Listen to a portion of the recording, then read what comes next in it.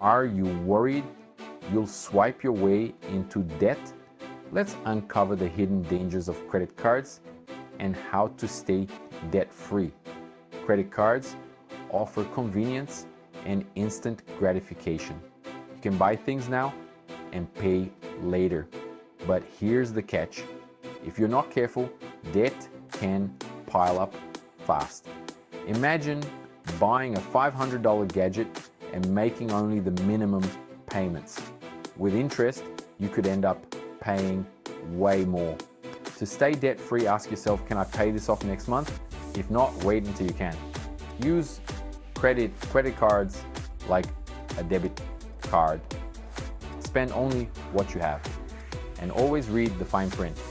Remember, credit cards are tools, not toys.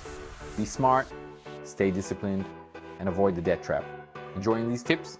Subscribe and hit the notification bell for more money-saving advice.